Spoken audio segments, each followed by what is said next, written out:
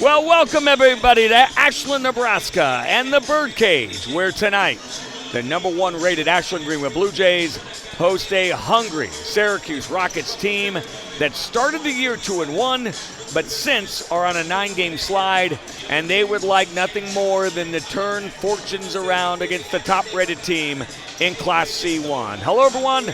I'm Tim Washburn, and I am joined by one of the most talented broadcasting teams in America. Sitting to my right here is the super sophomore Elliot Gosson. He'll be helping us out with technicals, and you'll hear him chime in tonight. And, of course, to my far right tonight is former Hastings College baseball standout and 7 years the head coach of the Ashland-Greenwood Blue Jays girls program, Barry Fangmeyer. Fellas, welcome aboard. We got a good one here tonight, huh? Yeah, thanks. This is going to be an exciting night again. Let's get after it. Now, I heard you chuckle when I said the pride of Hastings College. What was that all about? The pride, I like that. That's tough competition with Wallman, Jensen, of course, so a lot of Hastings alum coming around here. Absolutely. But I'm obviously the cream of the crop. I was just going to say, you're elevated to the top. And who knows, maybe Elliot Gosson will be going to Hastings at some point. But, hey, I tell you, once again, the Blue Jays, coach, they come up against a team with another terrific score. This time in the way of a 3-year starter who's averaging just about 13 points a game. The offense of Syracuse goes through Cooper Carlson. And AG's Brooks Kissinger, he's gotten the defensive assignment. How's this matchup going to play out, do you think? Yeah, you know, Brooks has drawn the tough assignment every game for us. He does a really good job with those defenders. You know, he's long, he's quick, he's smart. And plus, you know, it's just not always Brooks, but our team defense overall has been really steady this year. It's going to be a good matchup for him tonight, though. You know, Syracuse, they counter with a defense that may just throw the kitchen sink at Ashland-Greenwood. As Coach Adam Stotts, he's been known to run a 2-3, a matchup zone. They actually run 2, Coach, a reverse triangle and 2. So how will Ashland-Greenwood adjust to the many defenses that they may see tonight? Well, with the playmaker and Kale, with plenty of shooters on the floor, I don't think it's going to matter, to be honest with you. As long as we can get into the paint, penetrate, find the open cutter, find the open shot, whatever it may be. But we have plenty of weapons to handle about any defense. And I think obviously one thing that will help us, and we've done a good job, is getting in transition off our defense. So it won't matter what defense they play if we can get into the transition of it. Well, one of the nice advantages here for Ashland-Greenwood Blue Jays tonight is this crowd, and I'm going to throw it over to Elliot Gosson, the sophomore who's part of this student body. Elliot, I always say this student body is ranked #1 in the country for the noise and the craziness that they generate. Tell me a little bit about the theme tonight and really the atmosphere that they help create here in the Birdcage. First of the theme, I'm pretty sure that it is Hawaiian tonight, and I mean, pretty solid theme overall. Probably rated 8 out of 10. The energy was a 10 out of 10, though, wasn't it? In the girls' game, energy, yeah, it was amazing. We got rocking after down in those last 3 minutes in overtime. This place was on fire, and no matter what, that student section will be standing up the entire game, making noise, no matter what happens. Big advantage here in Ashland this year, without a doubt. Well, Coach Fang, this Blue Jay team, boy, can they score. They've got 7 players averaging anywhere from 52% from the field to 67% shooting. You take one of those players out, and another steps up, as did Junior Cougar Konzum on Tuesday night against UTAN. He had 12 points in that first quarter, 14 for the game. So what is an opposing coach to do? That's a great question. Probably have to talk to Ron Colley a little bit. I mean, hate to bring that back up, but, you know, most teams haven't been able to match us on offense, possession to possession. Of course, they can get some stops here and there, but our offense has been pretty potent. They're just tough because we spread the floor, we move without the ball, and we got guards that can handle the ball. I mean, every one of them guys can shoot the ball. It's pretty cool to watch. Well, and I'll tell you, we know the Syracuse team can play. They started 2-1. They beat a very good Falls City team who's coached, of course, by Don Hogue, who's a legendary coach down there. And, of course, they beat a very good Johnson County Central team who's 9-5 on the year. What are we going to see from them tonight? I think they're going to throw the book at us like they said on defense and just try to match up and match us on offense when they can. So, it'll be interesting to see what kind of defensive plan they have. You got to almost mix it up man and zone on us, so just to keep us out of rhythm. And obviously, you got to limit our transition points. Well said, Coach. And I know I talked with assistant coach Tyler Craven before the game. That's what they are expecting, is to see a little bit of everything from this Syracuse Rockets team defensively to stay in this game against the number 1 rated Blue Jays. And let's take a look at this starting lineup. First off, for the 2-10 Syracuse Rockets, it will be Robert Shanks, a 6-foot junior, starting in that backcourt, averaging just under 7 points a game and 3.4 rebounds. He'll be joined by the prolific scorer Cooper Carlson, a 5'11 senior. He's averaging 12.3 points a game. Then you've got Jesse Voorhees. He'll be the man in the middle, 6'5 junior, averaging 6.9 points. Nolan Warner can play some defense, averaging just under 2 points a game. He's a 6-foot senior. And then, of course, rounding out that starting lineups here is going to be Cole Walters. He's a 5'11 senior. Here we go for the Big Blue. The starting lineup for them. It's Kel Jacobson, the gym rat. He's a 6'4 senior. He does it all, rebound, scores, and of course averaging almost 17 points a game. Evan Shepard, another guard. He's a 6'2 senior. He's averaging just over 8 points a game and shooting 57% from 3. Then you've got Cougar Consum. Had a great game the other night, a 6'4 junior. And Max Parker, as he's known here as Maximilian Parker, the 6'6 senior, who averages nearly 2 blocks a game. And the final starter, Brooks Kissinger, averaging just under 12 points a game. He is a junior. Max Parker will step up here in the circle against Voorhees. 6'5 versus 6'6. The Blue Jays will be working right to left in front of our announcing crew tonight here in the Birdcage. As the officials, we've got Terry Graver, Bo Krivolovec, as well as Seth Krivolovec. And here comes Parker versus Voorhees to get this thing started, this conference matchup, and the Blue Jays will walk it up. You heard Coach Fang saying, what will they come out here defensively tonight? Looks like a 3-2, Coach. Yep, a little 3-2. Kissinger gets the pass from Kale, and bingo, just like that, it's 3-0. Yeah, great kick out. That's exactly what you got to do against the zone. Get to the middle, kick out. Kissinger picking up where he left off the other night. And here comes Syracuse, turnaround Jay in the paint, no good. A tightly contested shot by Parker. Jacobson, step through, finger roll! What a move. Good footwork, good body control. Nice little touch. You know, Jordan Wallman likes to say, too smooth, Cale Jacobson. That fits there, doesn't it? That is perfect. Back the other way. Coming the Rockets. Working hard is Carlson. And he loses the ball, and Kissinger saves it. Cale wants to run with his team up 5. Shepard gives up the 3, dribbles through a double, finds a wide open Parker off to the left side. But Cale will track down the offensive board. I think we got away with a little travel possibly, but. I was just going to ask you that. Syracuse fans wanted that, Coach. They did. Coach was sparking for it. Here's a pass in the paint to Kissinger. Dumps it off to Cale. Cale with a one-handed pass. Shepard too much. And the rebound down to Carlson. Good start for the Big Blue, and that's a big miss there, Coach, as Syracuse did not want to go down 8-0. Yeah, we had a couple good looks on it, just didn't fall. And here comes, of course, the Rockets, and I gave you the wrong starter, as Braden LaFollette is the 5th starter, a 5'11 senior. And at the top of the key, they will work it around. 6:12 to go. They get a pass inside to Shanks, who puts up a little bunny and misses. Back the other way come the Big Blue, as Cale will get all the way in the paint. He is fouled. He'll go to the line to shoot 2. And a little slow to shut down his drive, huh, Coach Fang? Yeah, that's about, 4 possessions, and we've hit the middle every time. Cale's been able to get inside there and either get a layup or a kick out 3. So the zone's supposed to eliminate that, so Syracuse got to do something to get that fixed. Voorhees, by the way, called for the first foul of the game, and Cale will hit that free throw to make it a 6-0 game. You're right. If you're Coach Stotts, you're probably a little disappointed that Cale was able to do it, but he's a little bit of a special player, isn't he? He's a little bit, well fundamentals, just skilled all the way around. He's got that hop step with the curl, and he can bring that ball over their heads, and he's strong. And there is a carry that's going to be called on Carlson. They beat the pressure, and that's Terry Graver on the call, longtime official.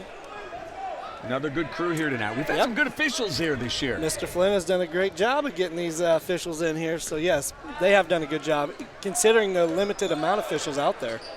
Coach Fang, of course, referring to Matt Flynn, our athletic director. Here's Kissinger for a three. Bingo! And look out, Brooks is on fire. Second one of the night. And it's 10-0 as La Follette in trouble and has it stolen in the double team. Blue Jays with a 3-on-2. There's a shove from behind from Carlson. I think he lost his footing there. I don't think he intended to make that foul the way he did. No, just playing hard, going after the ball, and he kind of stubbed his toe and ran right into Brooks. Elliott, your thoughts on this early start by the Big Blue? I mean, it's really been extremely dominant by the Blue Jays. We've had Kale easily just driving through their zone, and then once they get the ball, like this last possession for Syracuse, we came out in at least like a three-quarters court press and really sped them up. I like it. Back the other way comes Kale, and there's a reach in by Carlson, but tracking it down is Parker. Carlson's come out to play tonight as Shepard will feed Kissinger. Can he go 3 for 3? And it's off the right side of the rim. Tipped around, though, as Kale kept it alive to Parker. Max can't hit the 7-footer. Look at Kale continue to get the boards. Shepard, he cannot quite benefit from the pass, but my goodness, Kale Jacobson. Yeah, you love the effort, tipping the ball, keeping it alive, getting it out to the shooters once again. They're getting looks. They'll start falling. Blue Jays shooting 41% from 3 this year. Missing a couple of there, though. As Voorhees, off the right elbow, will bounce it off to Carlson. Brooks Kissinger, he drew the assignment on Carlson tonight. Driving in the paint, looking at Shanks. Can't find anyone, so they'll kick it out to Nolan Warner. There's the double and the steal. They lob it out here. Kissinger, little easy right-handed layup, and it's 12-0. Yeah, the last possession, Syracuse missed a guy in the paint. Coach Stotts was not happy with that one. They thought he had an easy look, but guard just didn't hit him. Well, I tell you, Coach Fang, this is a beautiful start for the Blue Jays. They wanted to get up early. They got up 12-0. And, we talked about Brooks Kissinger drawing the assignment on their best offensive player, Carlson, but talk about how they're using Kale Jacobson because, arguably he could probably be considered the best defender, but they're using him in a different way this year. Yeah, it's almost like they're putting him on the weakest offensive player out there, which benefits Kale because then he knows his tendencies. He's smart. He watches film, and he can get a lot of pressure and create havoc for the opposing team, obviously. So good strategy when you got a player like Brooks, and then you bring in a couple. Dane Jacobson coming in. He'll guard the best player as well as a sophomore. So that's just a well-coached team and very disciplined on defense. A little scary if you're an opposing team and you drive in the paint and you see Kale Jacobson meeting you in the paint, isn't it? A little bit. Back the other way comes Carlson. A little spin move as Cade Bridges checked in. Here's a steal. Kale, 2-on-1 break.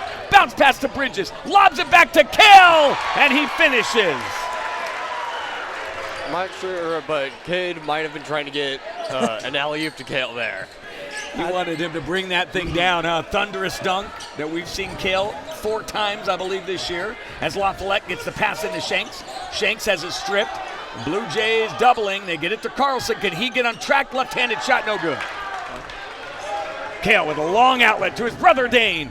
In the paint, doubled, so he'll kick it to Max. Max gives up that 3-pointer. They are an unselfish bunch.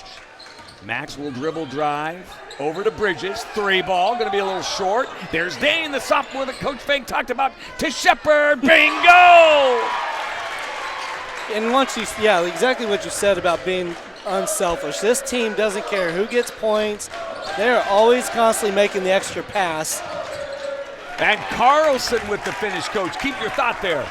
No, I mean, you said it too. I can't remember what you said, what they're shooting, but that's why they are such a great shooting team. They get high percentage shots because of the unselfishness. Dane will find Shepard again. Can he continue? He does! He was coming into this shooting 57% from 3. He's hit 2. He's got 6. Sorry, that's tough to stop, though. I don't know what you do. Isn't it? Transition again, and Bridges to Kale. Look at that, Coach. he was going to throw it down on him, I think, but he pulled off at the last second. 22-2, and let's credit Carlson, though, with that bucket on the other end. That was not an easy finish for the senior. Nope, every shot's been contested. Every possession, we've got a trap or a tip or a steal, and when they've had an open look, we've had a body on a body there, so really good D. 22-2, Blue Jays out to this terrific start against the Rockets. It's Carlson getting the best from Kissinger. Crossover dribble, gets in the paint, and he's fouled. He'll go to the line to shoot 2. This will either be on Dane Jacobson or Brooks Kissinger. Let's see. Second team foul in the blue, and they're going to call that on Dane. His first. Carlson, a lefty. A little bit short on that first free throw. But we've seen some good shooters this year really have a hard time against this Blue Jay defense. Right, and that's, I mean, yeah, but each team has at least got a player, and that's us. It seems like we got about 7 players out there that can do about anything. Just a well-balanced team, and we can eliminate one player from the opposing team. That's pretty impressive. Wonderful feed by Jacobson, the gym rat. He finds Kissinger, and it's 24-3. Kissinger with a big first half. He's got 10, or first quarter, I should say. And now it's Logan Zoller in the game, and the ball is turned over. Here comes Kissinger again, right-handed layup, and it's good. Give him 12 for the first quarter. And another timeout by Coach Stotts with 1:43. And he's burning through them right now, Coach Fang. And look, you know, you're just trying to find an answer. What are you saying right now if you're in that Rockets huddle? Calling a timeout just to try to disrupt the flow as much as you can. There's not much you can do. I mean, we're just a little bit more quicker, a little stronger, and just getting any loose ball, turnovers. Like, you got to keep battling if you're Syracuse. Try to figure out a way to be stronger, take care of it, find something that'll work to slow us down. And Elliot, you've been watching this Blue Jay squad all year. This defense is something special, isn't it? Yeah, like with how we've got a lead, and we're still putting on the pressure. Because you've got Cade Bridges up front, and he's always in the point guard's face. And then once he makes a pass, gets up on that last possession where it was Cade who made the tip and got it to Kale, which allowed up for the fast break. And just our really aggressive, in-your-face defense has been successful for us for all of this year. And boy, it sure has. Coach Mose has coached them up. You know, it's kind of evolved, Coach Fang, over the years where Coach Mose didn't rely on a lot of pressing. Of course, it's dependent on your personnel. But every year in the last 3 years, he's put a little more double team, a little more full court pressure on these opposing teams, and it's really worked well. Yeah, I think it helps them out, obviously. We've got the people to do it. Why not do it? And Kale is going to be fouled on his way to the hole on the steal. Again, that double team down in the corner, forcing that turnover, and Kale will go to the line to shoot a couple of free throws. And on that note, what I also like about this this team is every jump ball we've had this year, I think we have won, and we've come down. I like to see the percentage on that, but we've usually ran a little set play where Max trails the ball and comes in, sets a ball pick in the corner for Brooks. But we just send that message right from the start where we're going to the hole. So it's been pretty impressive with our first possession of the game. And Syracuse trying to get a little something going here offensively against the Big Blue. It is not easy as Zoller pass it off to Shanks. And could Brooks get another steal? No. Carlson comes up with it, tries to pass underneath. But the Blue Jays quickly recover, and now they're going to say a whistle went out of bounds off of Kale Jacobson. Yep, getting those pesky hands in there again and making havoc. And let's see, we've got some players coming in and out. Checking out there is Nolan Warner. And Syracuse brings in a new player. And so here come the Rockets trying to make this thing go. Down 25 here in the first quarter. Carlson with a beautiful spin move. He's fouled, he scores, and they're going to call Kissinger, but this Carlson can really play. Yeah, he's got a nice little spin move there in the paint. Can take the body. I thought Brooks did a really good job there, but once again, a well-contested shot. Just ref didn't see it that way. If he doesn't leave his feet, does he get called for the foul? Yeah, probably right. And so Carlson now missed 2 free throws tonight. He's got all the points for Syracuse. They kick it out. Bridges, 3-ball, deep left corner. Too much. Who's going to come down with it? It's the Rockets, and that's Voorhees, the 6'5" junior. Just about 30 seconds to go first quarter, a quarter that the Rockets would like to forget here, but let's credit the Blue Jays. They've really made it happen. As Shanks has it on the left side. Drake Zimmerman's checked in the game. The defensive stalwart who's a sophomore, and here's a double team there. Coach, will they get it? They find Shanks, who attacks the rim just a little bit short. Dane with the board.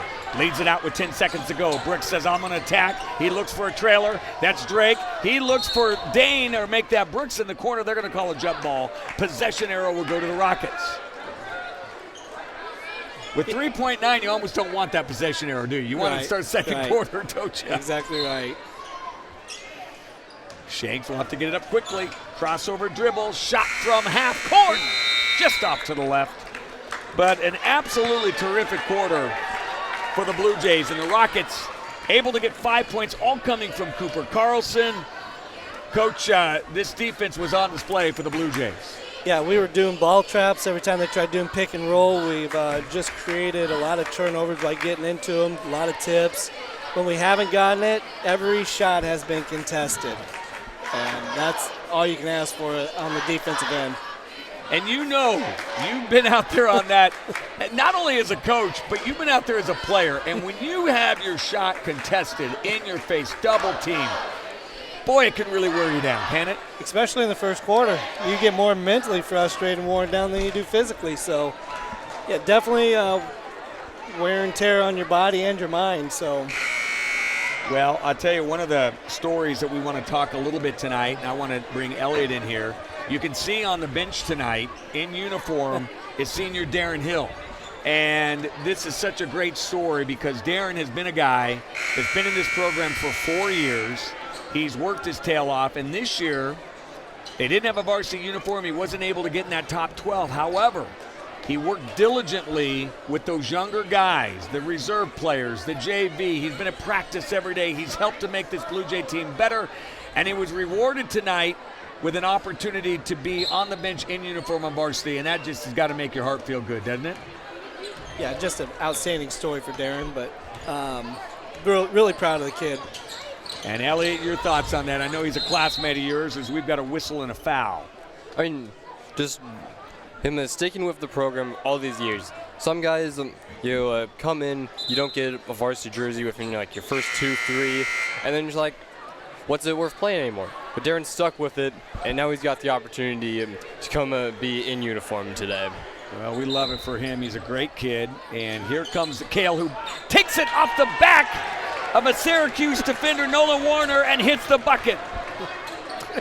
Just a smart player. I mean, heads-up play and easy basket. Well, if things have started a little rough, of course, for Syracuse, but then Cooper Carlson just got his third foul, had to exit the game early in the second quarter. Here's another steal. Here comes Max Parker. Will he try to slam it? No, but give credit to Voorhees, who partially blocked Parker's shot. Here's a crossover by Shanks and a steal by Shepard. Shepard to Kale. Will he rattle that rim? Yes, sir! Yeah, you knew it was going to happen sooner or later. As many steals we've gotten today, so. Oh, that Kale Jacobson. I believe that's his 5th dunk on the year. Here's a beautiful entry pass off the glass. It's going to be a little bit short, but a great look inside by LaFollette, and going to line will be Nolan Warner. Not only his 5th dunk, but I think that was his first 2-hand dunk of the year. That's a good call. I've always wanted to give him some crap in the hallway about, like, come on, man. Can you do something else besides a one-handed, left-handed dunk? Doesn't that get boring? Like, let's throw some razzle-dazzle into this, Kale. And he went in with the old Daryl Dawkins 2-handed slam. You remember Daryl Dawkins? He shattered the first backboard that ever got shattered in the NBA. Yes, he did. Wasn't his nickname something? I don't can't remember. Really repeat it. I know he was an unbelievable. I think he played for the Philadelphia 76ers. Yep. And man, was he dynamic. Explosive. Here comes Jacobson. 3-ball. Can't hit that one, and the rebound long, but going out there to LaFollette. And And so it'll be the Rockets working down 32-7. Blue Jays in a little 1-3-1, it looks like again, so just trying to incorporate this, get them set up for the postseason, hopefully. And there's another one! As Cale gave it up to his fellow senior, Max Parker. And that was impressive, too, from Max. What's that, his 5th or 6th on the year as well? He's had about as many, and we got a whistle on a turnover by Carlson. And it's 34-7.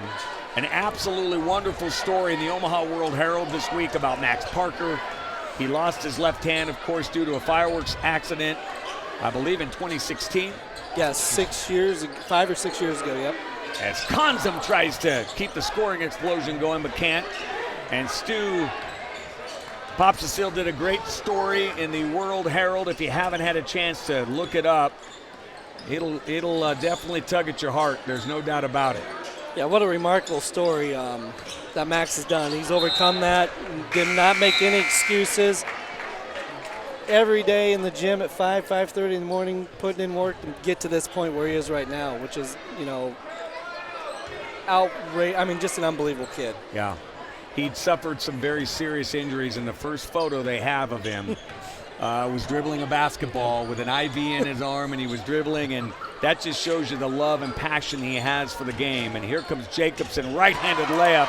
Speaking of love and passion, that's another kid that loves the game of basketball. And so if you haven't had a chance, and I know Coach Fang and Elliot, you can talk, Max Parker just about as nice a kid as you're ever going to find as well. Absolutely.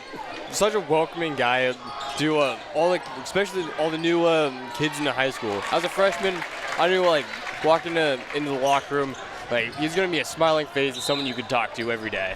Yeah, Max is going to be a great salesperson someday. He will talk to anybody, anytime, anywhere. I had him in class as a middle school student and just loved having him. Just a great kid. Yes, sir. That is a great way to put it about Max. He's a joy to talk to. And here comes again where Cale just takes it off the back of a defender, Voorhees this time, and puts in another 2. And they're going to have to start facing him here. I'm pretty sure I've seen his brother Dane Jacobson do that in youth basketball before. Yeah, they both know how to do this. Carlson puts up a 3. You're right, Elliot. I've seen Dane do that as well. And Syracuse will have to start facing that inbounder as Dane Jacobson gets his crack at a 3, and he'll bingo it home. Just simple offense, drive and kick. You can't do anything about it. 41-9, Big Blue, 4:25 to go. And by the way, as we were talking about Max, Carlson hit a beautiful left-handed shot. And going to the hole. Here comes LaFollette for a 3. Too hard, and who's going to get it? Out of bounds off of the Blue Jays, they say. It must have been off of Cougar. Coach Stott's up working really hard here. He is coaching his team. He is not giving an inch. It's 41-9. And he's coaching hard, and Dane almost got the pickpocket of Voorhees. Student body in full force tonight. Brad Jacobson keeps an eye on them. I say they're the number 1 ranked student body in the country, Coach. What do you say? Oh, great atmosphere for this. I mean, every game they're out here. More impressive was they were supporting the girls tonight as well. That was kind of nice because girls had a tight game tonight against a top 10 foe. As Max Parker knocks it home to make it 44-9. But yeah, our crowd has always been great. Every game, it's good to see. It's great culture here to have for basketball games. And there's a ball kick off the left foot of LaFollette, and so it'll be Blue Jay basketball. Yes, if you joined us a little late, the girls' game was a thriller. It went into overtime. Syracuse ended up winning in overtime, but Ashland-Greenwood girls gave a great effort against a very good Syracuse team. And here comes the bounce pass down to Shepard. Shepard's going to try reverse layup. There's the athleticism of the Midland track commit, Evan Shepard. Mr. Smooth. Boy, he is, isn't he? Here's a 3 ball by Carlson. He can't get it to go. And Cale will run the other way. Beautiful pass inside. They kick it out. Can Max hit another? No, he's going to drive. Lobs it down to Dane, who finds Shepard. What ball movement? Oh, But the putback by Parker. Evan is like, what are you doing to me, Max? He's laughing on the way down to the He court. wants the assist. He'll take the rebound and the points, though. And now we got a whistle and a timeout by Coach Stotts. 48-9. Big Blue up with 2:37 to go first half. And, Coach, your thoughts on this Blue Jay offense as well. The way they move the ball. I mean, just on that last possession alone, we saw what? 5 to 6 passes. Yeah, and probably 3 times where they could have taken a shot, right? Yep, just that extra pass creates driving lanes, it creates open shots, gives them a high percentage shot.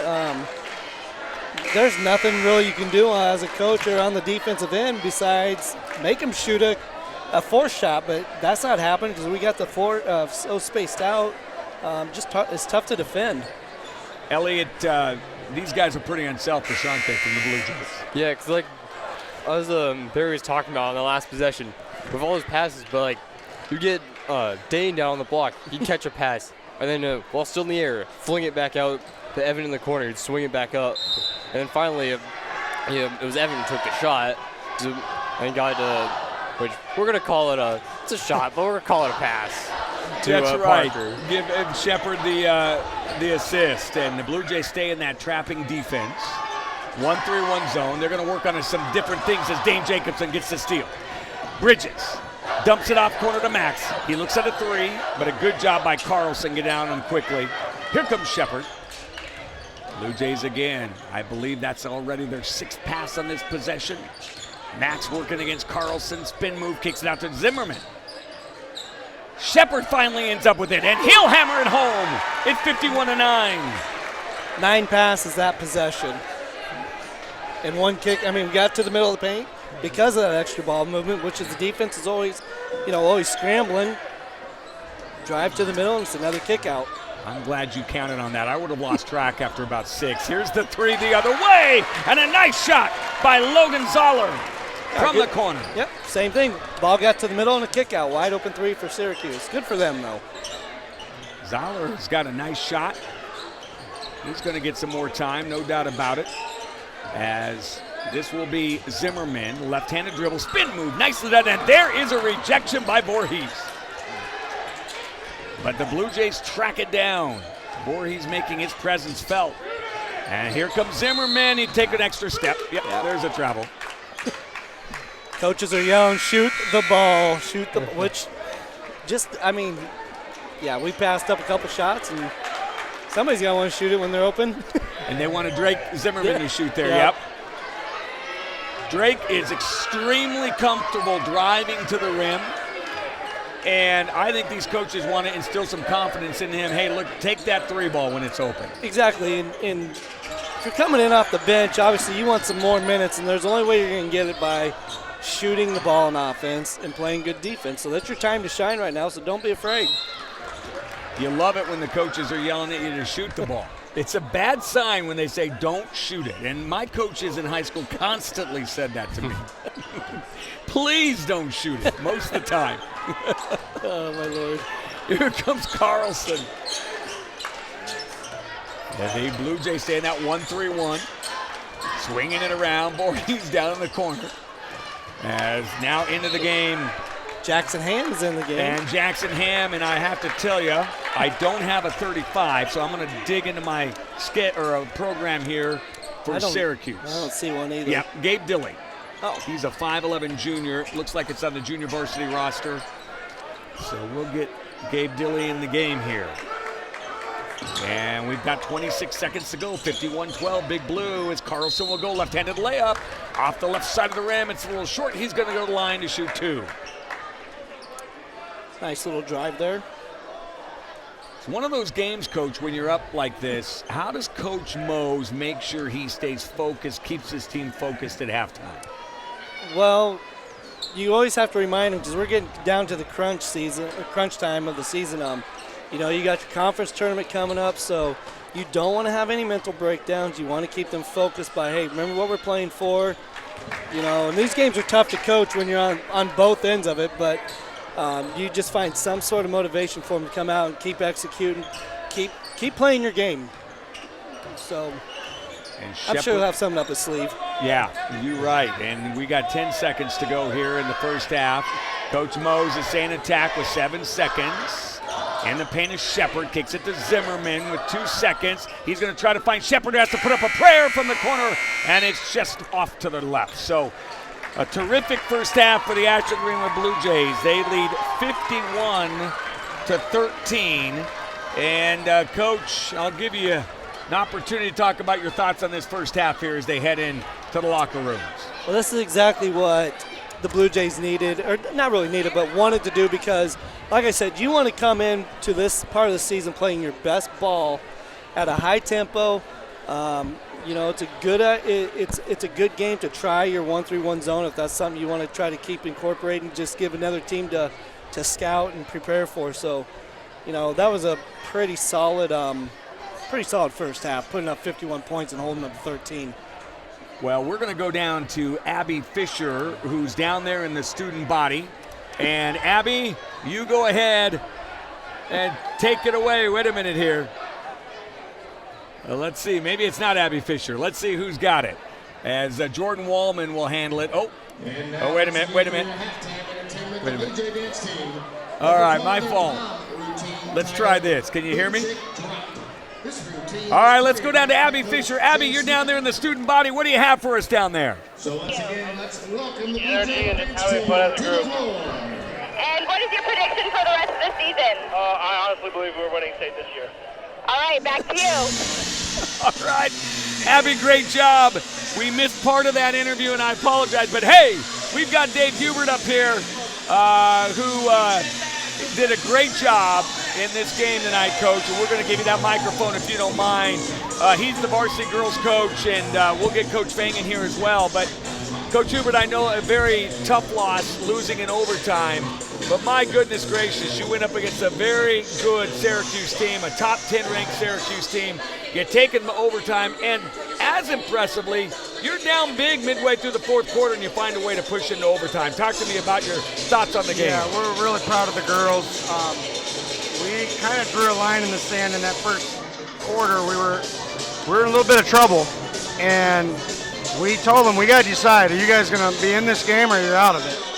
And we kind of hung in there for about 5 points the rest of the game until we, flipped it on them. So really proud of their effort. That's a team we're probably going to have to play maybe again in the district and maybe in conference if we can win on Monday.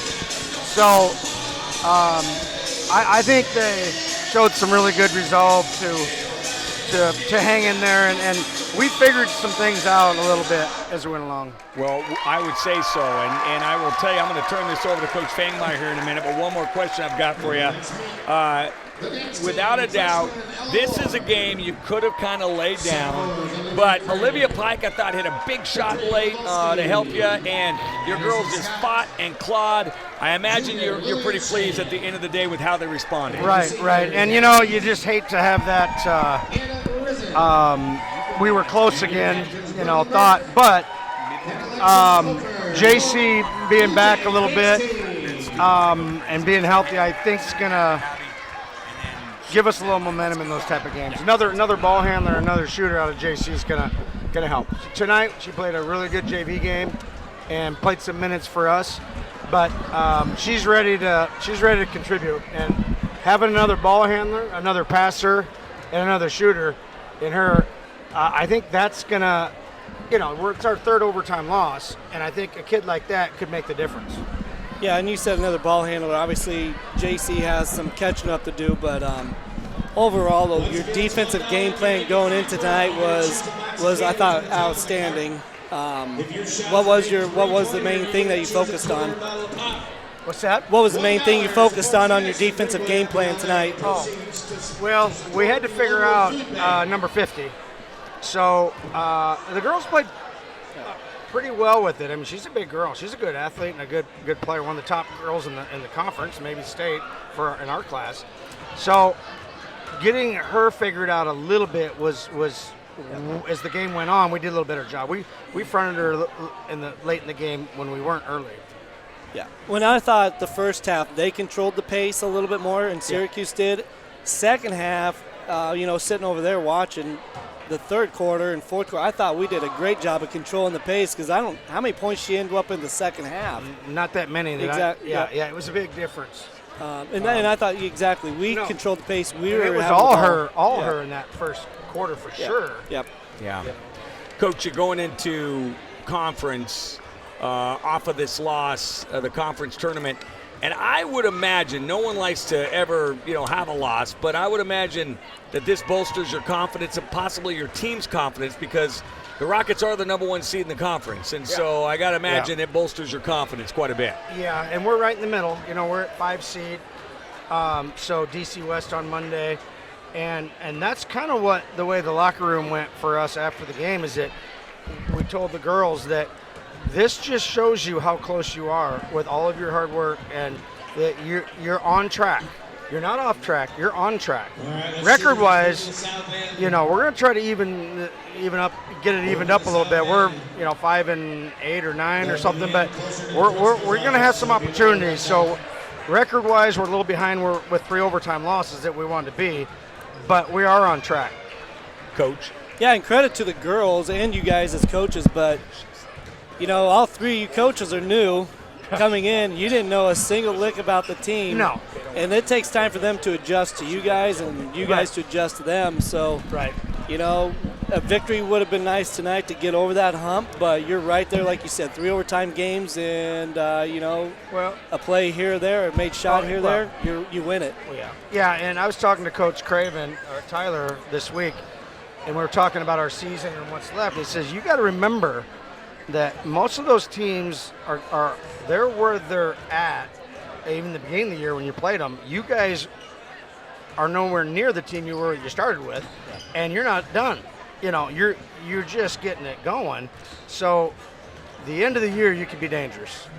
There's no doubt. You're getting them there, and the girls are responding, and can't wait to see, what Monday night brings. It's going to be a big one on the road to DC West. It'll be fun, I think. All right, Coach. Well, thank you so much for coming up. You bet. Tough loss, but, man, great game. And the crowd was nuts, too. You got to love the student body. Well, we did. We told them in the huddle, we said, ladies, you tie this up, this place is going to go crazy. And they all started smiling. I said, this is going to flip, and when it does, you're going to have momentum, and you're going to have a chance to win. Yeah. And we did. Yeah, absolutely you did. You bet. Gave yourself a shot. 2-3 seconds away from winning it. Well, we'll see you Monday night, Coach. All right, thank you. All right, Dave Hubert in a tough loss. We're going to get Mark Adele in here to give us those stats on that first half. Mark, sorry, Elliot, as we just continue to work in tight quarters here. Thanks, Coach. And Mark, take it away. Okay. It favors us, as you might guess, the stats. We're 21 of 31 from the field, 68%. 6 of 15 from 3, 40%. And Kale is 2 of 3 on the free throw. Wow. And Mark, give me again the three-point shooting there. Sorry, buddy, I missed that. 6 of 15. 6 of 15. Thank you. For Syracuse, just 14 attempts, they made 4. 29%. They're 1 of 6 from 3, 17%. They're 4 of 7 from the line. We have out-rebounded them 14-8. 5 offensive we've got. They've got 1 offensive. And here is really emphasizes the number of extra possessions. They've turned it over 13 times. We've turned it over just 2. Thank you, Mark. And, Coach, you probably just heard that, but first off, the Blue Jays shooting 68%, but Syracuse just getting 14 shots off there in that first half. That's hard to, that's a credit to the Blue Jay defense. Yeah, I mean, they're just creating havoc all over the place, trapping, getting tips, getting in transition. Just unfortunately, we're just a little bit quicker, stronger, faster than Syracuse right now. And Elliot, we appreciate it. You're a sophomore in high school, and any sophomore in high school eats constantly. You got a little dinner going on tonight. What do you got? What'd you bring up here to the booth? I ate a little bit before coming here, so I just had hot dog, popcorn, and a soda. That's all you had? And you probably lost 7 pounds already tonight, didn't you? And you ate all that. Probably. Coach Fang and I will both tell you, it works the opposite way the older you get, doesn't it? Yeah, you just eat more and you gain more, so man, I miss those days. And Jordan Woolman, He's doing all the technical wizardry tonight. Of course, he is the man behind the curtain here for the Strive broadcast as he is now getting some technical work done. How are we doing tonight, buddy? Man behind the curtain with the face for radio. Go Jays. Hey, look it out. This guy does it all. He's running around tonight. He's got all kinds of things set up. And, Barry, I know that we absolutely appreciate all the work he does on Strive, don't we? Yep, he does a great job. I'm excited that they added that Strive class to our school because it's been a phenomenal job. Wallman's been about every event doing what he can. So, plus we got great students that are doing this too. Here we go. We're underway. Kale, will he attack that rim? Yes! And he knocks it for his second dunk tonight. I know Kevin Polson's listening, and he's going to give me crap for saying it, but that was just, no offense, that was boring. It was one-handed. Okay, we're going to challenge him, and he's going to hear about this because his mother listens to every replay of Strive. And plus, on top of that, Kevin thinks he can dunk, too. Kevin Polson thinks he can dunk, so maybe he can give him some pointers on how to dunk it, I guess. Well, I always heard Kevin's nickname was Lead Feet. He couldn't get off the ground whatsoever. Here comes Cougar Conzen for a three. Bingo! And it's 56-13.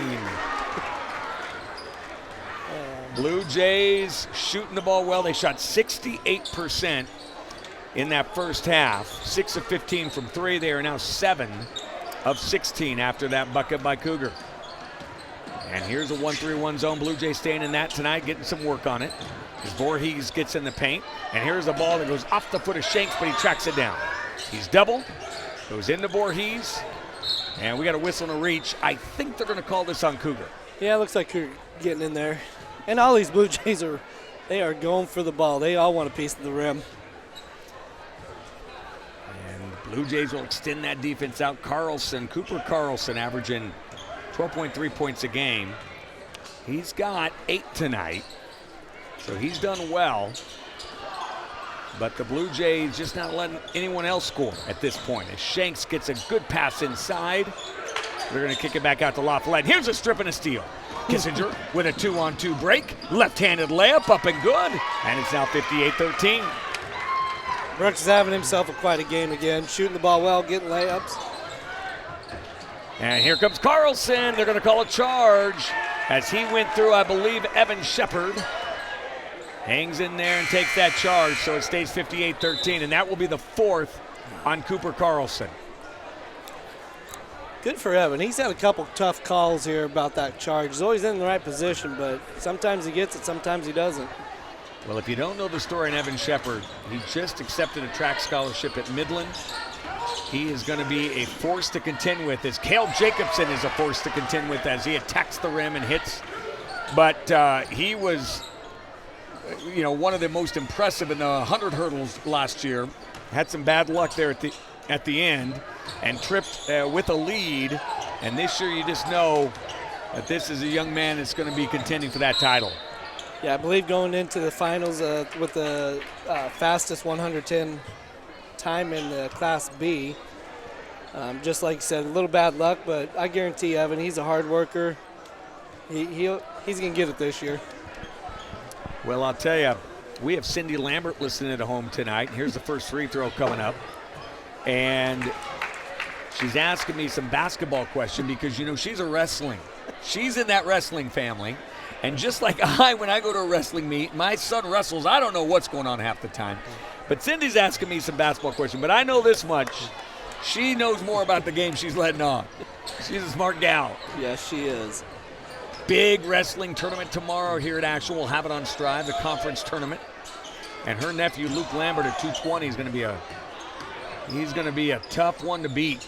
As Brooks Kissinger gets in the paint, kicks it out. Here's Evan Shepard for a three, and he'll stroke it, and it's now 63-14. And boy, that is just so tough. You really feel for Syracuse here because Ashland is just playing exceptionally well. Yes, they are. Attacking the paint, getting a kick-out three. How many is that, 13 threes on the night? I don't know. I'm throwing it out. I'll give you here 1, 2, 3, 4, 5, 6, 7, 8, 9. You weren't too far off. I've got us for 9 trays. 9 trays. And Mark Adele will have that official number for us in the post game. This probably feels pretty good because I know Syracuse had some haymakers back in the day. I wasn't around for them. Maybe you were, maybe you weren't. I don't remember, but You know, I know Syracuse had a pretty good little history of basketball, but new Without a coach doubt. coming in, and Carlson with a nifty move, not able to score. yeah, This Carlson is a really good basketball player. Here's now Luke Clark checked in the game. But you're right, Coach Fang. This Syracuse history, Mark Rabick, of course, won a state championship as Drake Zimmerman gets in, attacks the rim, can't get it to fall, and there is Voorhees on the board. He'll get it out to Carlson. And he just retired, did Coach Rabick. yep. And so Coach Stotts takes over in his first year, but boy, they won a lot of games under Mark Rabick. And you know Coach Stotts is going to be a good one. Yep, playing against that 1-3-1, or running the 1-3-1, sorry. Shanks has a shot blocked by Cade Bridges. And that's the other thing, the other story to this Blue Jay squad. Man, do they have some depth with Dane Jacobson, Cade Bridges coming off the bench, and then you've got Drake Zimmerman. Here's the pitch to Bridges, who goes off the back of the rim. But when you've got Cade Bridges, who is 5 for 5 from 2, hasn't missed a shot from 2, he's shooting over 50% from 3, and then Dane Jacobson, who does what he does coming off the bench, and that's they'd be starting for most teams in C1. Yes, they would be. Here's a little 7-footer up and good by Nolan Warner.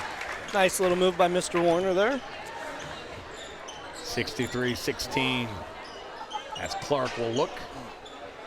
They'll move it around the perimeter. Getting to the 2-minute mark. Here's Clark from the right side. No good. And the rebound fought for Shanks. Gets the loose ball. Carlson with a nice crossover. Gives it up here to Zoller. And the ball knocked out of bounds off of Zoller, they say. Also hurting Syracuse tonight. I know they've got, a couple of their players that aren't here. And so, that hurts. Anytime you've got one of your top 7-8 players that can't play in a basketball game, boy, that really hurts your depth. Yeah, right. I mean, you need bodies in this style of game that we play today. Up and down, in your face, trapping. You got to have some depth to handle it. Because like you said earlier, it's more frustrating mentally than it is physically. They just wear on you. Luke Clark drops home a 3 for the Big Blue. Here's the entry pass. They kick it out. Luke's hit a couple of threes here in the last 2 games, coming off the pine. Turnaround jumper by Shanks, and that's a nice move by Robert Shanks. 66-18. The hammer. Jackson Ham. The crowd wanted him to take that one up. He's a crowd favorite. Here comes Bridges. Too much. Voorhees with the board. Yeah, whether Ham would have shot that and made it or not, the crowd's going to go crazy just because he shot it. Student body loves him, that's for sure. And here's a pass that's thrown out of bounds. I don't know if Cadence Minnick can get a shot on the crowd tonight, but the student body is nuts. And tonight they came with a Hawaiian theme that Elliot told us about. And they're in full regalia tonight, aren't they, Coach Fang? Yeah, looking very good over there. We need to get the middle school students on board, though, with the Hawaiian thing because got a bunch of misfits up there. My kid is one of them. I knew that was coming. Oh, it's great. All the way from the elementary to the high school, they're in that student body. Here's Clark. Can't hit his second. Tipped around. Zimmerman to Ham. Ham out to Bridges at the buzzer. Just a little short. So we go in to the start of the fourth quarter. Blue Jays up 66-18, and we're going to go down to Abby Fisher. Abby, your crowd's got some noise to make, it sounds like, tonight, huh? Oh, yeah. All right. Make some noise.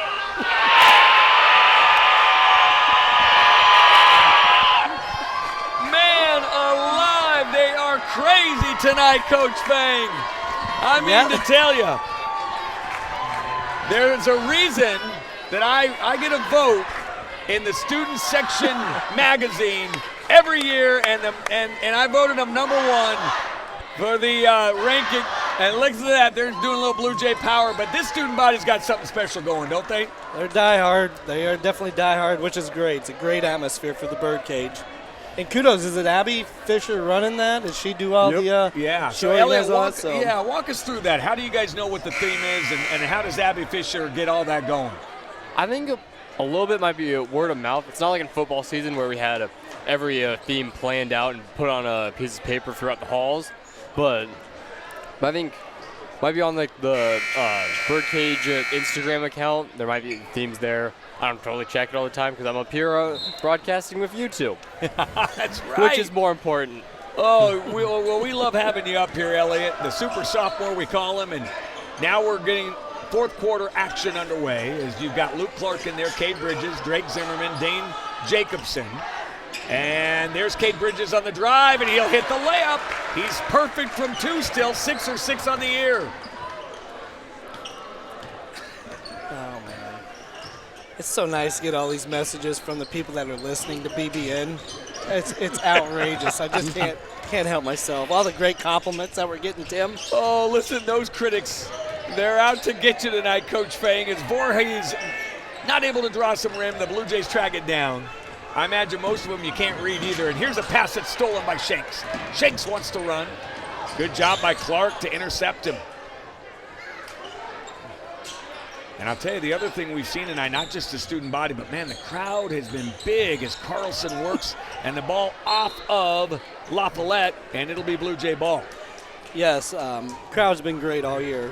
Showing up, supporting the athletes out there, it's been nice to see.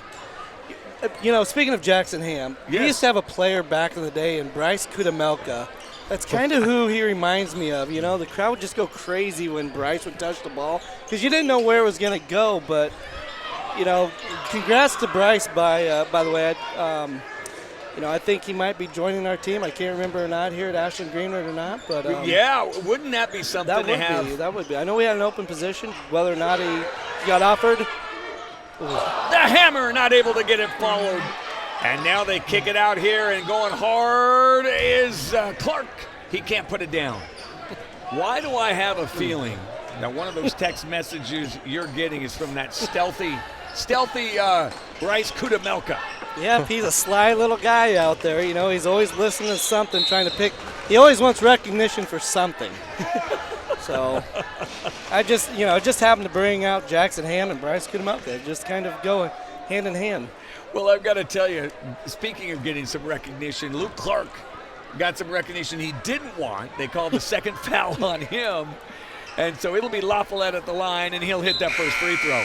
And kudos to Luke Clark, by the way. You know, Elliot said something about Darren, sticking it out here. But Luke has been, he's a junior. He's put in a lot of time in the offseason to improve his game. And, he's sitting the bench here, varsity, but he's playing JV. But, next year he could be a big factor for us. Oh, I'm so glad you said that. I was thinking about that just the other day about, you always kind of like to look ahead a little bit, and you figure that Luke Clark is going to be a big part of, the 2022-23 season. There's no doubt about that. Well, and as our school continues to grow, it's going to be tougher for a freshman, sophomore to come in and play, at varsity level, because they should honestly be a JV player at that age.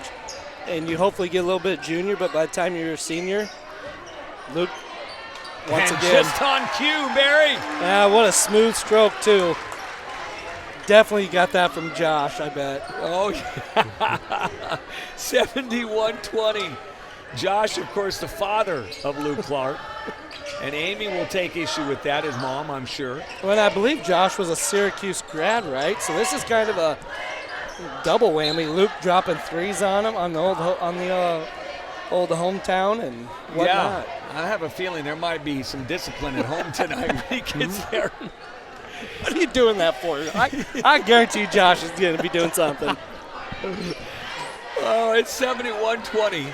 Big Blue now has Dawson Teese in the game. He's a talented sophomore as well. Good talent. And Darren Hill is set to come in. We talked about him earlier. And here's a pass underneath that's going to be stolen by La Follette with 3:56 to go. Darren gets in, you're going to hear a good little cheer, a round of applause for him. I think this place will go crazy. Dawson Teese with the steal. He's attacking the rim. Oh, just a little short. He took off a little too early on that. So it stays 71-20. We mentioned Darren Hill early in the game. This is a kid that has been with the program for 4 years, who wasn't able to get a varsity uniform to start the year, but he's been working wherever they needed him in practice. And they've rewarded Darren with a varsity uniform, and I believe he is set to get some time here in just a moment.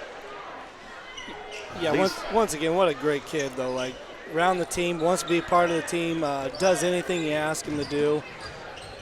Nice kid seeing in the hallway where he's always saying hi to you and helping each other out. Yeah, he's got a lot of energy, and you're right, he's a positive kid. So here come the Rockets, and it's stolen by Luke Clark.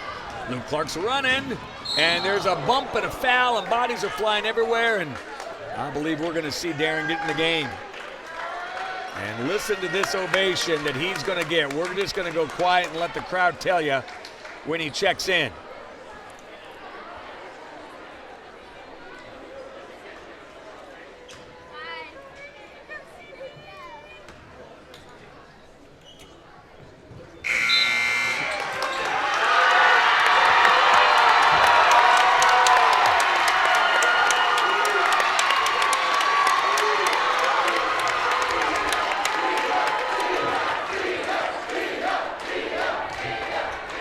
Well, you heard it. You heard the ovation, and then you heard the D Hill that the student body gave to the senior that's put in his time. Yep, and he'll remember that the rest of his life. Oh, and he gets might get a steal. Oh, they blew the whistle. He won't go down in the stat book with that steal. And now Syracuse will get it underneath the bucket. The clock continues to run. 73-20, the Blue Jays lead. Walker Grell checked in the game as well. And here's a good entry pass to Nolan Werner. Shot up no good. Teeks with the board. Let's see if Darren can get one up here. See if they run a set for him. Little back pick there in the corner for a He three does. ball. Oh! That might have been the best bingo call ever. I got so excited I stepped on you too, Coach Fangmeyer, but Sorry. we got a foul here by the Blue Jays the other end. Just 7 fouls called in the second half. Of course, we've had a running clock for most of this second half. And here comes the inbounds. Syracuse still working hard. Coach Stotts comes in. We believe he coached in the Gretna program, and now here comes Syracuse player that taxed the rim but knocked out of bounds, and that's going to be Caleb Swanson, who had the shot attempt. I was going to ask you. I didn't know where he came from. Yeah. Gretna? Worked under Coach Feakin in Gretna, I believe. Gotcha. And so here's the pass out to midcourt. We got 36 seconds. Hill hounds the Syracuse player. Shot up no good. And there's Teese on a rebound. And they want to see if Darren can get another. Look at this student body. They're going nuts. They're begging to see if they can get it out to Darren. He'll try another three. Just off. Oh, that looked good, though. Yes, it did. They ran a nice little play for him, a little back pick, get a shot for him. Back the other way come the Rockets. Put back no good. 7 seconds. Teeth. They're screaming for him. Can they get it to him? Darren. Shot. There you go. Oh, my goodness.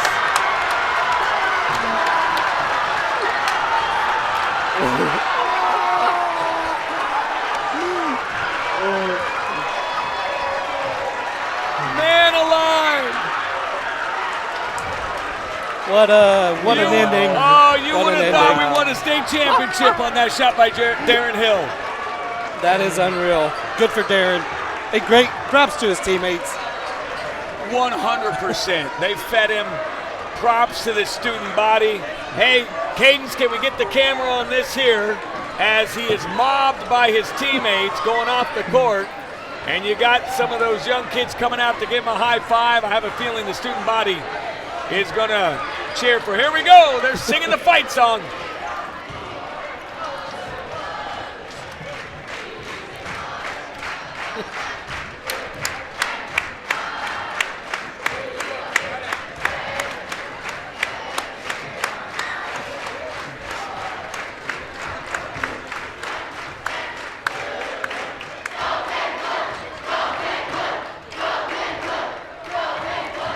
Gotta love that tradition here, as his teammates were incredibly unselfish, and the student body mobbed Darren Hill, and what a finish to this game for the Blue Jays tonight.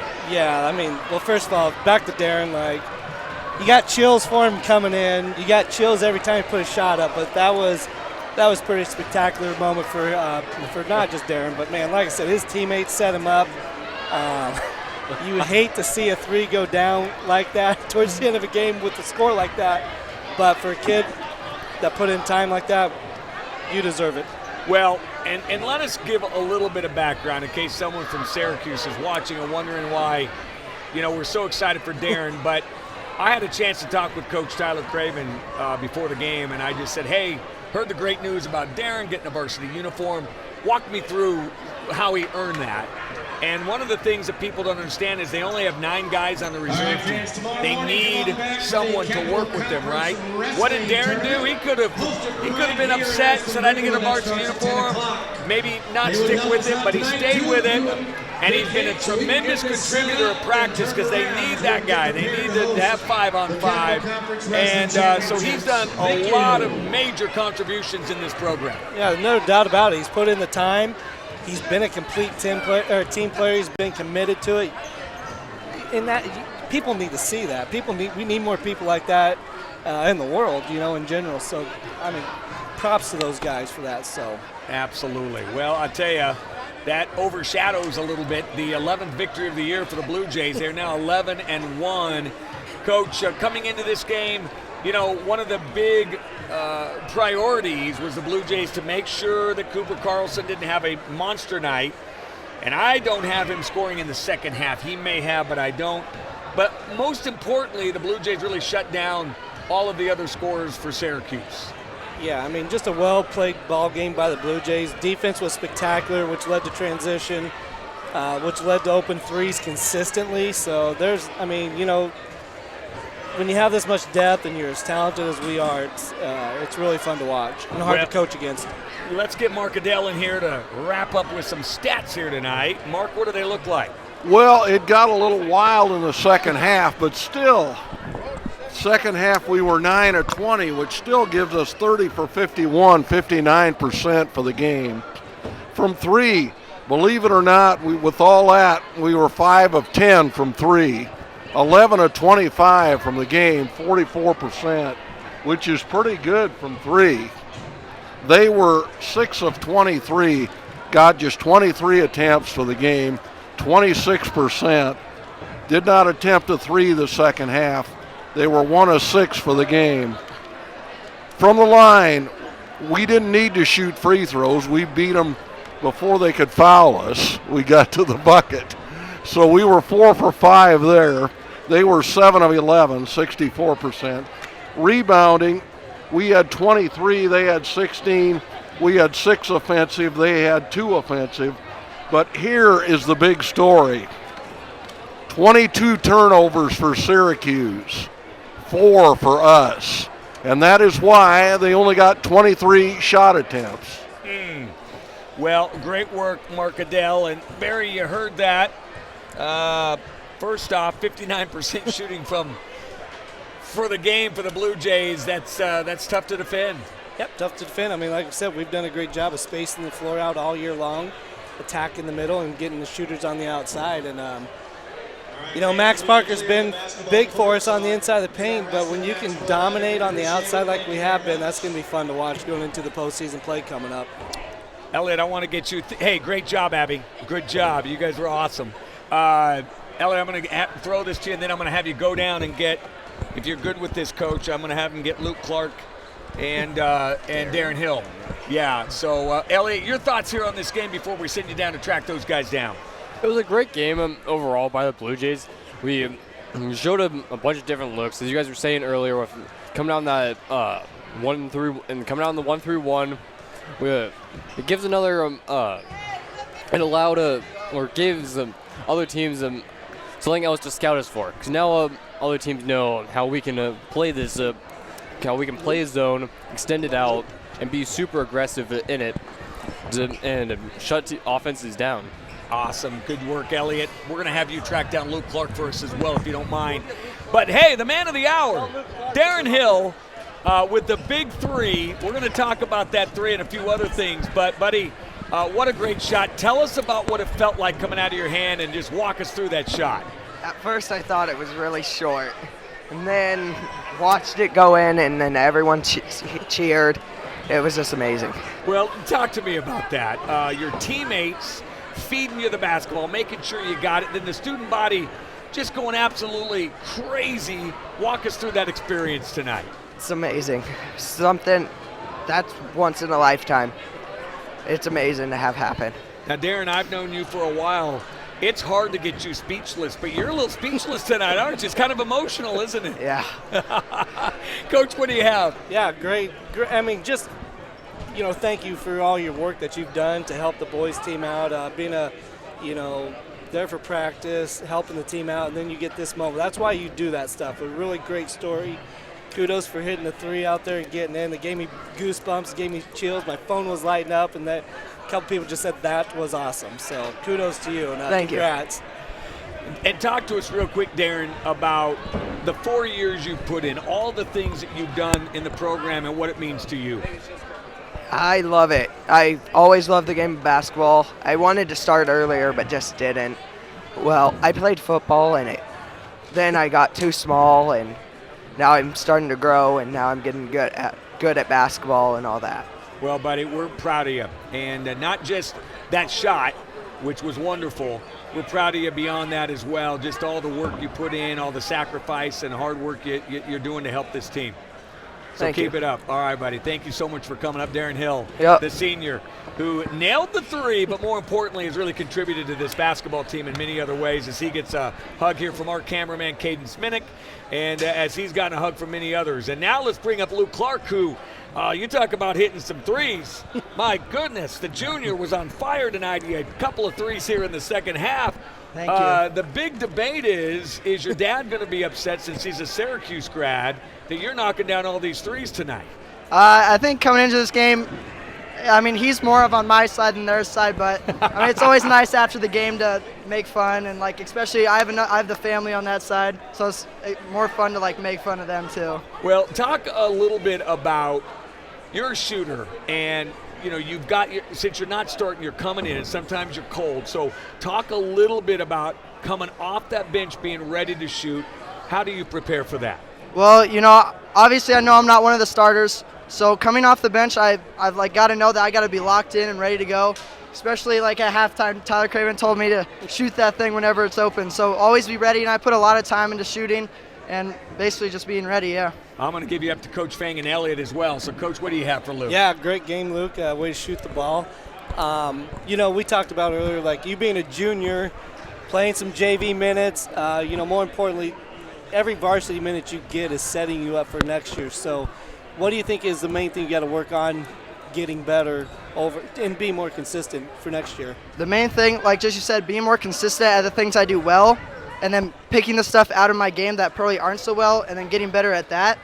And then especially work on the things that I'm really good at, making sure those things are still really good and ready. Right. Now, Luke, we don't have a cameraman, so I want you to take one step down so your mom can see your mug here on the screen. There you go. Now comes toward us. So there you go. We got you in the shot. Elliot, what do you have for your school or your classmate here?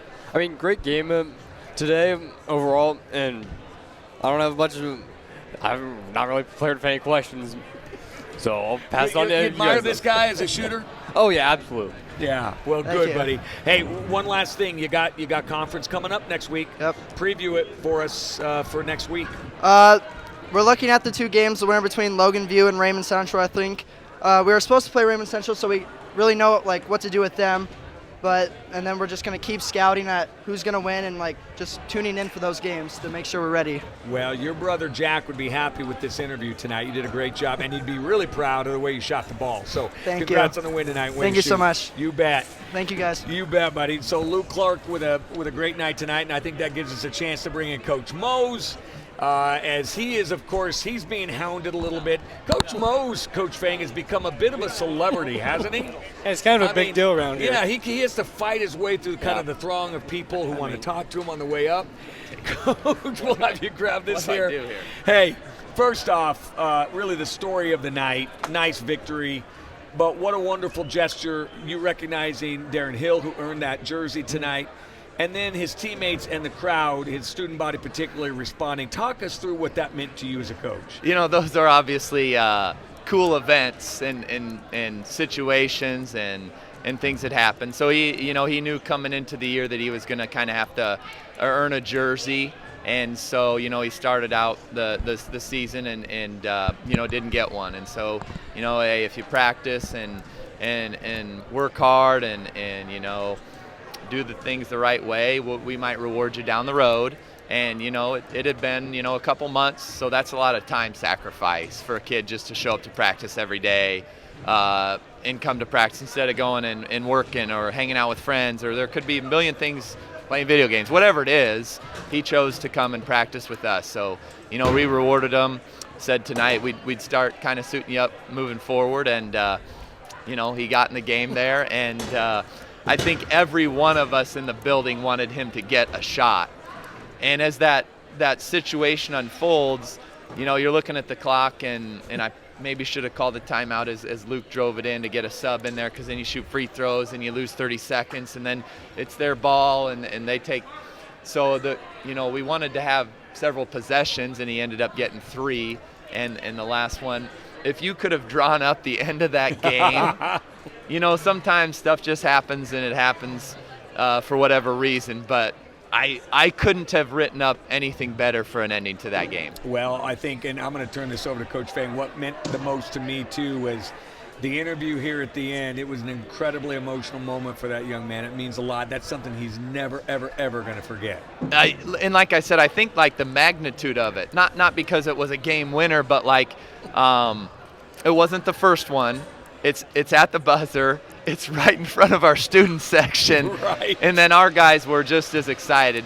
He's been excited the last couple days to kind of get this opportunity, which he should be, absolutely should be ecstatic about. And, just a perfect ending to the night. Well, I'm going to let Coach Fang, since he's a great X's and O's guy, talk to you about the basketball game as well. But congrats on the win. And, Coach, what do you have? Well, I don't really have much on X's and O's, because when you beat a team by 56, there's not much to really ask about that. It's just more importantly, what do you say, how do you get your team locked and loaded for, this upcoming schedule that you got coming up, conference, obviously. Yeah. And obviously we'd be the favorites going in, but how do you keep them locked in and not letting them think it's ours? It's a concern like every game, whether it's a good team or, these guys get up for the really, really good teams. But it's a concern in some games as a coach. But they've shown through 11 to 12 games, they'll come out and they'll just take care of business, because there's been certain games where I think, man, I don't know if we're going to have energy. I don't know if we're going to have a desire to do this tonight. And our kids love basketball so much, it usually works out. I think the one thing that I, or hopefully the fans, take away from this game is the absolute unselfishness of some of our kids.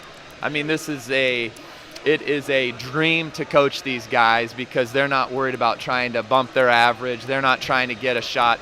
We passed up good shots for great shots. We gave it up in transition. We attacked a gap on purpose to kick it to an open teammate. And it wasn't just tonight. It's been all year.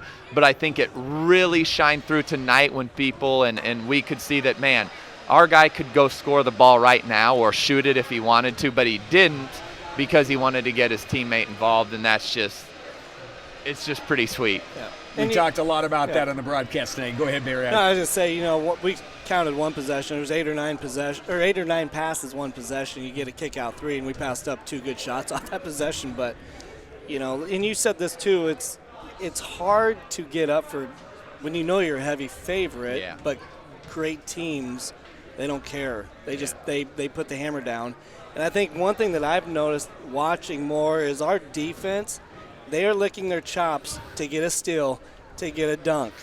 And, probably as a coach, it probably drives you crazy. But on the same token, they want that opportunity, which brings that energy to the whole old gym. So, yeah, we've talked about that, right? Because after we, Kale gets a dunk and Max gets a dunk early in the year, they're just trying and so we've had, hey guys, what did we do tonight defensively to get some steals? We just did what we did, right? You're pressuring, you're not fouling, you're tracing the ball, you're trapping them in the right spot, you're making them uncomfortable, and then you tip it, you deflect it, or you get in the passing lane. There's a fine line between going and trying to get everything and then having a poor defense and being really aggressive and trying to get those things. And so we hopefully can continue to walk that fine line as the season progresses. Well, you've done it well. Elliot, don't want to put you on the spot. Anything for Coach? Just one thing to ask is, what's it like for you and the coaching staff being this highly rated so far through the season? Yeah, that's a good question. Honestly, I think when you become a coach, you're a little older and wiser. So for me, I mean, it was cool. You wanted to be ranked and rated, and you wanted to be here, there, wherever. And honestly, you'd come to find out in the last couple of years, one, it doesn't matter. Two, we don't care. I think it's a great accomplishment or recognition for our players, but it also just kind of puts a target on your back. The kids they talk scores, and this team beat that team, and I just shut that up right away because we aren't comparing scores on any given night.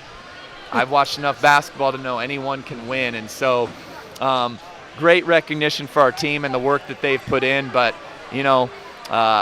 we're going to play hard, hopefully, whether we're ranked 1 or 62. It's just it's a tough mental thing, I think, for kids to kind of overcome at certain times. And so so to answer your question, there's a positive, definitely, and then there's a little bit of a negative for maybe an old grump like me. You're getting older, Coach. Well, hey, it's going to be so much fun next week. Can't wait to see the conference tournament, and you're going into it on a great note. You guys played very well tonight. Yeah, we're excited. Anytime you can play a tournament and have a winner, you kind of hopefully get a little bit more juice. We get to host 2 games. That's always nice. Yeah.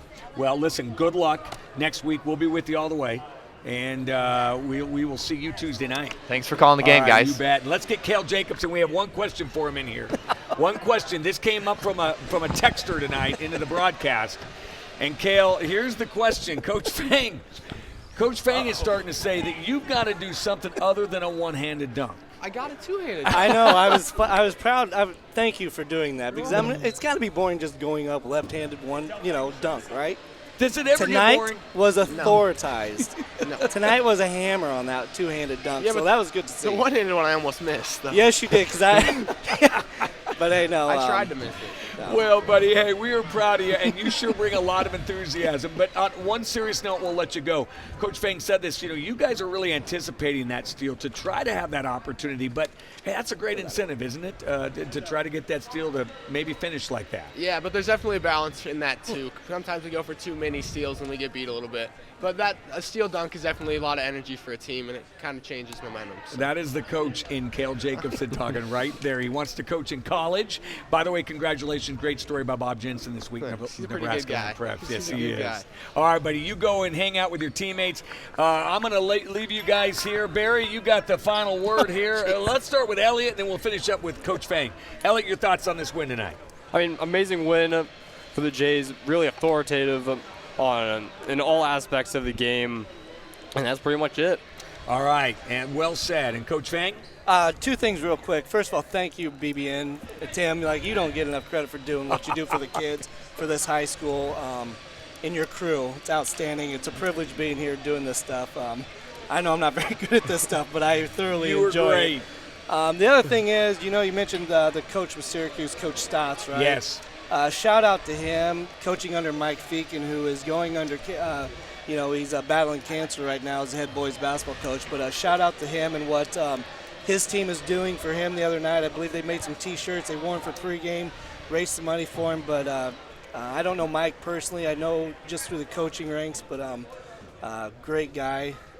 His teams are always competitive. But best of luck to him in his fight. So well, appreciate you saying that, Coach Fangmeyer, and yes, Coach Stotts. What I loved about what he did tonight is he coached and coached all the way through.